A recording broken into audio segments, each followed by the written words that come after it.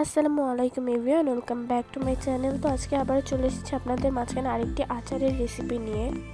ভিডিওটি না টেনে শেষ পর্যন্ত দেখতে থাকুন। আর হ্যাঁ, আজকে আমার ভয়েসটা একটু অন্যরকম লাগতে পারে, কারণ আমি একটু অসুস্থ, তো সবাই এটাকে ইগনোর করবেন। প্রথমে আমরা আচার তৈরি করার জন্য কিছু শুকনো বড়ি ধুয়ে চুলায় উঠিয়ে দিব এবং কিছু হলুদের গুঁড়া ও লবণ দিয়ে দিব।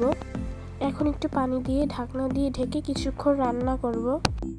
যারা আমাদের ভিডিওটি দেখছেন কিন্তু এখনও সাবস্ক্রাইব করেনি, তারা অবশ্যই সাবস্ক্রাইব করে দিবেন। তারপর আচারে অ্যাড করার জন্য আমরা কিছু আমসত্ত্ব কেটে ধুয়ে নিব।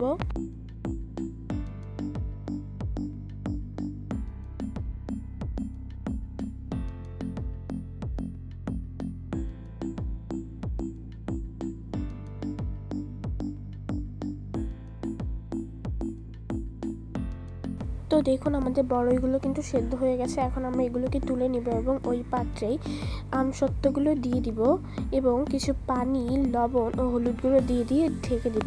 আমরা আমসত্ত্বর পানিগুলোকে না ফেলে টানিয়ে নিব। আর দেখুন, আমাদের আমসত্ত্বগুলো কিন্তু সিদ্ধ হয়ে গিয়েছে।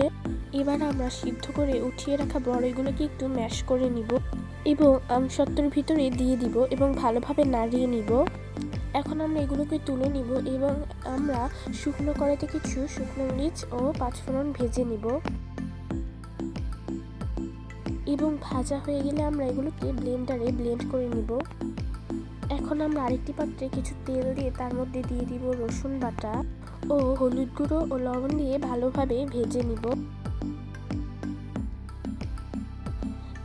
এখন ভাজা হয়ে গেলে আমরা উঠিয়ে রাখা আচারগুলোকে দিয়ে দিব। এখন আমরা এগুলোকে ভালোভাবে মিশিয়ে নিয়ে 1.5 কাপ পরিমাণ চিনি ও আগে থেকে গুঁড়ো করে রাখা পাঁচফোড়নগুলো দিয়ে দিব।